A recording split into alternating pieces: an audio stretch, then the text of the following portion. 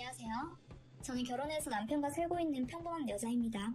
남편도 회사 다니며 일하고 있고 저도 다니던 회사 다니면서 맞벌이로 돈 같이 벌고 있어요. 아이는 아직 없고요. 저는 중학교 2학년, 그러니까 15살 때 사랑하는 엄마와 헤어지게 되었습니다. 지금도 떠올리면 생생하게 느낌을 다 말할 수 있는 사고였어요. 저는 사업을 하시는 아빠와 번역일을 하시는 엄마 밑에서 외동딸로 태어났답니다. 아빠의 사업은 승승장구했고 저는 나눌 형제자매 한 명 없이 오로지 부모님의 사랑과 재정 지원을 독차지하면서 자랐죠. 그렇다고 버릇없는 아이로 키우신 건 아니었습니다. 엄마는 늘 저를 보육원이나 복지관 같은 곳에 봉사활동을 데려가시면서 우리가 많이 가졌다 해서 절대 그걸 자랑하고 살면 안 돼, 베풀고 나누어야지 하고 말씀하셨어요. 그만큼 저뿐만 아니라 남들에게도 사랑을 주시는 분이셨고 다른 사람들도 모두 엄마를 좋아하고 존경하고 사랑했습니다. 엄마는 제게 천사였고 여왕이었고 친구였고 언니였고 보호자였어요. 아빠도 물론 제게 늘 다정하게 잘해주시고 시간만 생기면 언제든지 놀아주셨지만 아무래도 엄마보단 바쁘셨죠. 그러다 보니 집에서 일하시며 늘 저를 봐주시는 엄마와 보내는 시간이 늘었고 전 자연스럽게 엄마와의 애착이 강해졌습니다.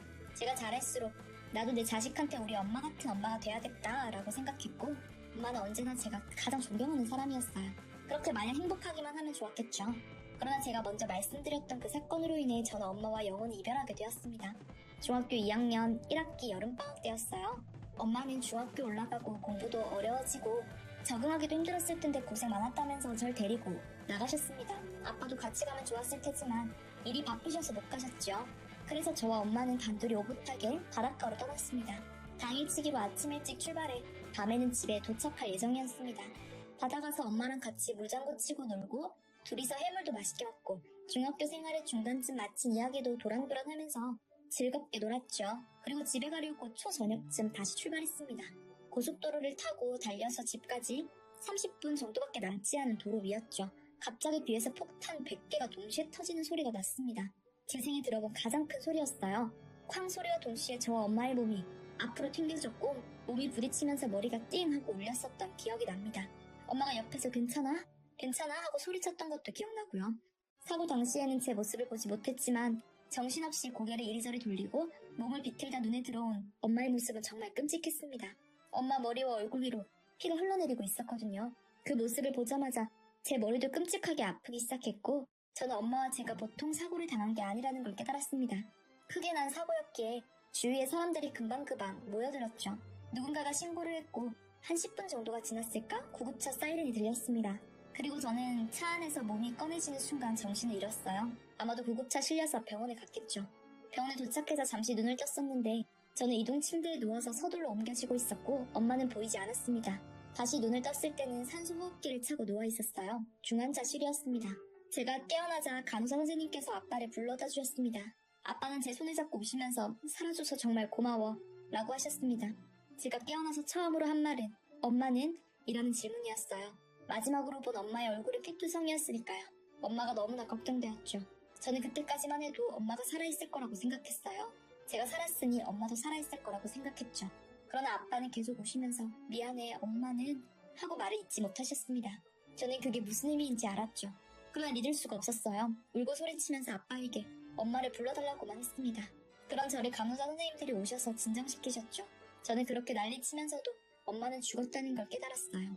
엄마는 병원으로 오는 길에 사망했다고 합니다. 저는 누워만 있느라 장례식장에도 가지 못했어요.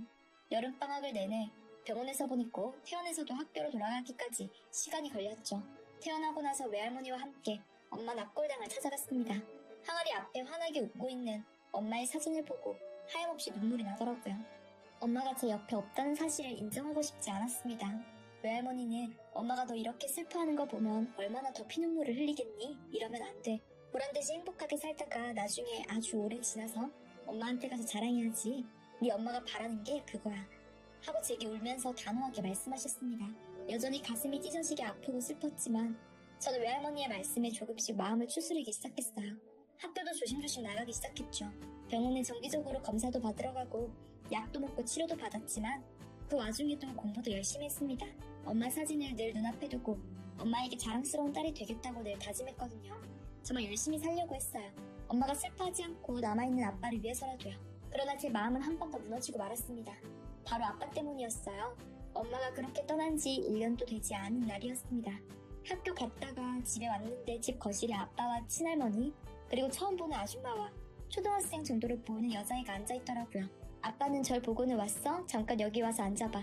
라고 말씀하셨어요. 뭔 모르고 저는 가서 앉았습니다. 아빠는 제 눈치를 잠시 보시더니 이내 말을 꺼내셨어요. 인사해 새엄마 될 뿐이셔. 그리고 여기는 동생. 저는 제가 농담을 들은 줄 알았죠. 아니 이게 지금 꿈이라 생각까지 했죠. 아빠 무슨 소리야? 새엄마라니. 제 말에 옆에 앉아 계시던 친할머니가 말을 받으셨습니다. 아빠가 재혼하시기엔 아줌마니까 이제 너한테 새엄마지. 그리고 새엄마 딸이니까 이제 동생 될 거고 얼른 인사드려. 친할머니의 말씀에 저는 지금 이 상황이 모두 현실이구나 하고 깨달았습니다. 깨달으니 분노가 차오르기 시작했죠. 엄마가 떠난 지 1년도 되지 않았어요. 저는 아직도 엄마 꿈을 꾸는 날이며 하루 종일 터지는 눈물과 싸워야 하는데 아빠가 재혼이란요.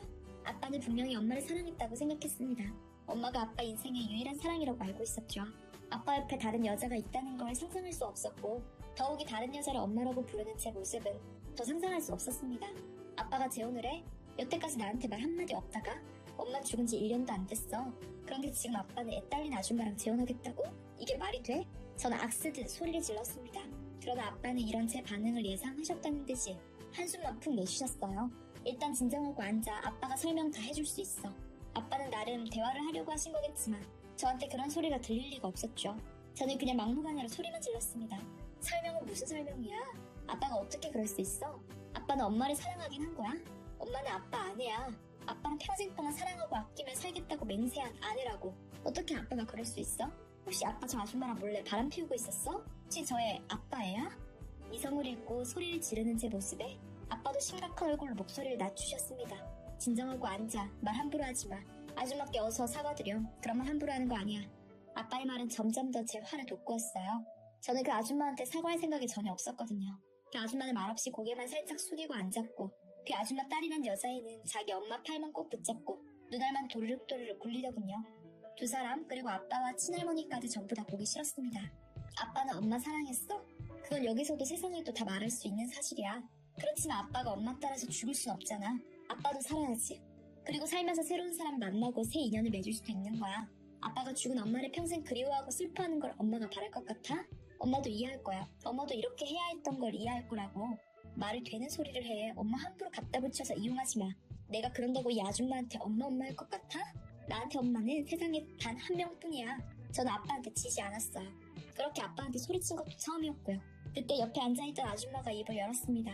저기 그냥 제가 포기할게요. 이 결혼은 없었던 걸로. 아니 약속했잖아요. 그냥 나한테 맡겨요.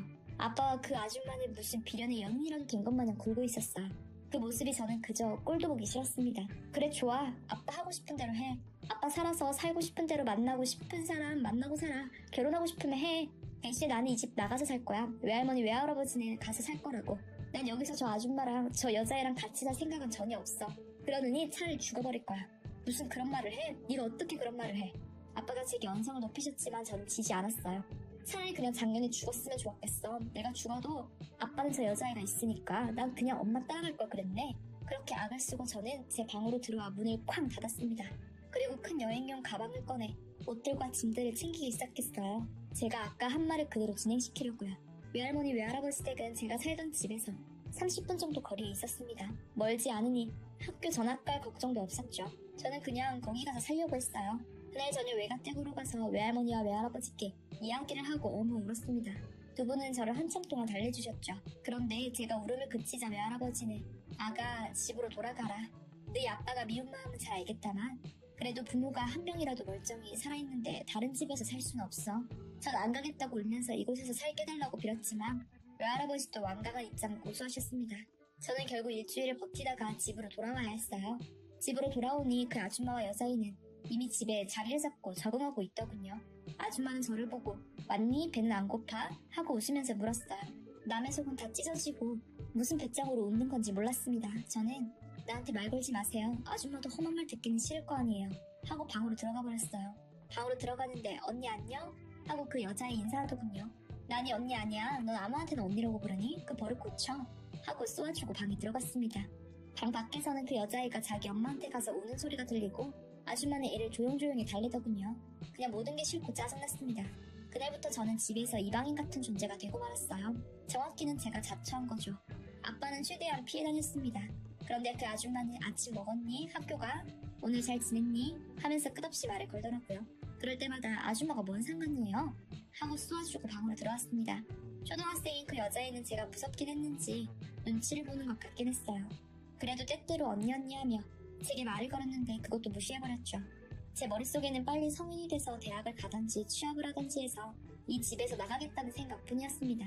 저는 집안에 있으면서 엄마의 물건만 놓아놓은 작은 방에서 시간을 자주 보냈는데 그 방에 있을 때마다 더 슬프고 화가 났어요. 엄마의 흔적들은 다 이 안으로 치우고 기억하는 사람은 오직 저밖에 없는 것 같았거든요.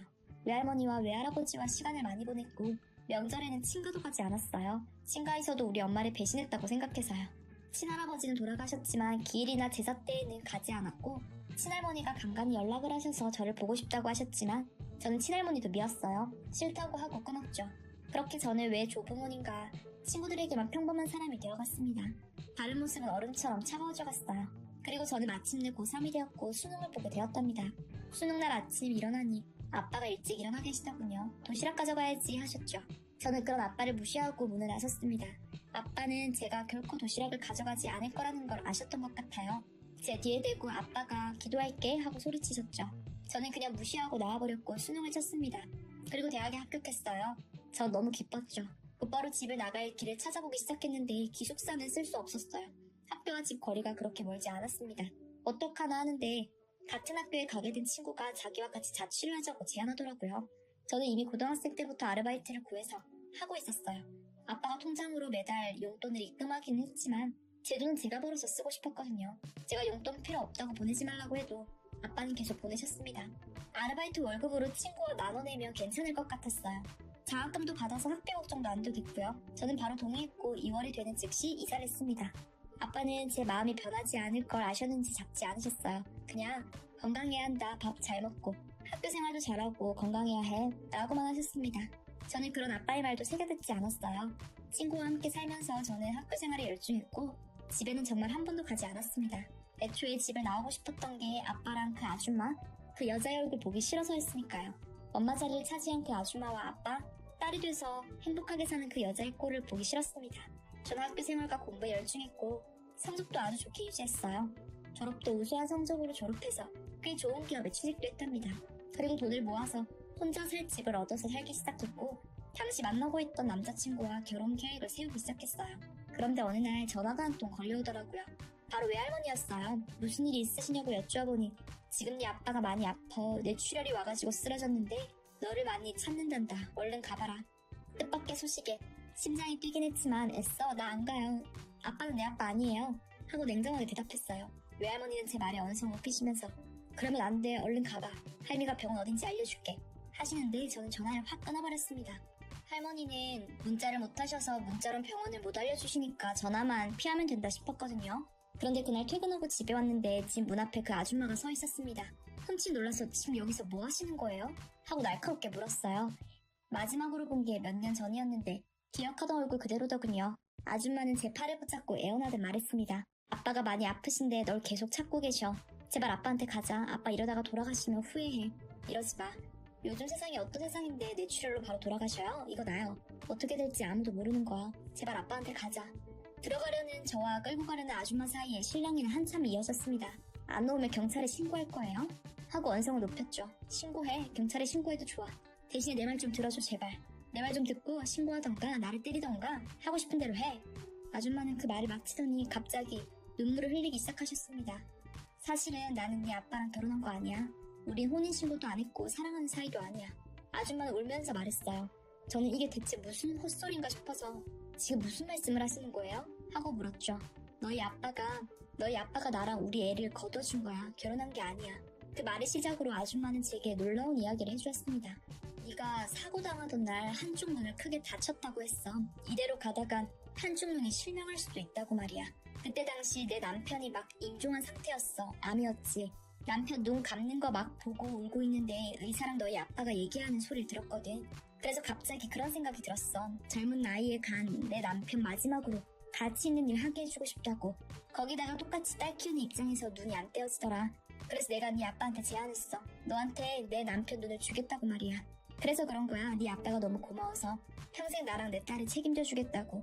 사실 결혼했다고 거짓말할 필요는 없었어.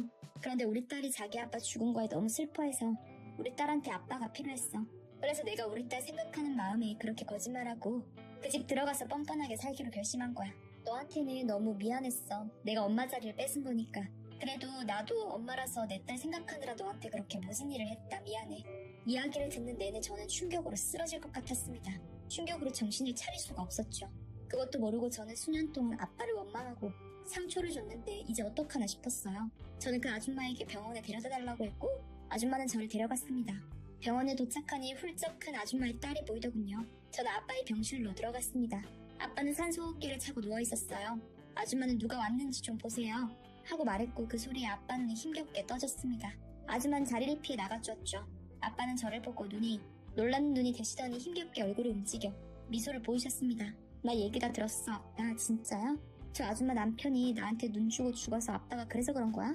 제가 울면서 묻자 아빠 눈에서도 눈물이 한 줄기 흘러내렸습니다. 그리고 작게 고개를 끄덕이셨죠. 아빠 그럼 엄마 사랑해? 제 물음에 아빠는 손가락을 작게 움직여 침대 위에 무언가를 쓰셨습니다. 그것은 바로 아빠한테는 엄마밖에 없어 였어요. 그 글씨를 보는 순간 저는 엉엉 울고 말았습니다. 아빠 미안해. 내가 진짜 정말 나쁜 년이야. 아빠 내가 너무 미안해. 잘못했어. 나 이제 어떡해? 아빠는 우는 제 머리 위로 애써 손을 올리셔서 쓰다듬어 주셨어요. 그리고 연속해서 침대 위로 두 단어를 쓰셨습니다. 괜찮아, 사랑해, 요. 전 회사에 휴가를 냈고 아빠 간호에 열중했고 다행히 아빠는 점점 회복을 하셨습니다. 그리고 아줌마와 아줌마 딸과도 식사 자리를 가졌어요. 두 사람에게 그동안 정말 미안했다고 말했죠. 아줌마는 괜찮아, 마음 다 알아 하고 절 안아주셨습니다. 아줌마 딸은 이제 언니라고 불러도 돼? 하고 조심스럽게 물었고 저는 고개를 끄덕였습니다. 아빠는 점점 나아지셨고 제가 결혼할 무렵에는 손잡고 함께 입장도 하셨어요. 혼조석에는 아빠와 아줌마가 나란히 앉으셨죠. 저는 아직도 엄마가 그립습니다. 그러나 저는 제게 눈을 주신 그 아저씨도 아저씨의 아내인 아줌마와 그리고 그 딸까지 엄마가 보내셨다고 생각해요. 제가 행복하게 살기를 바라시면서요. 그래서 더욱더 열심히 살려고 합니다. 지금 옆에 있는 제 남편과 아빠 그리고 제가 두 번째 엄마로 여길 아줌마와 동생을 사랑하면서요. 제 사연은 여기까지입니다. 들어주셔서 감사해요.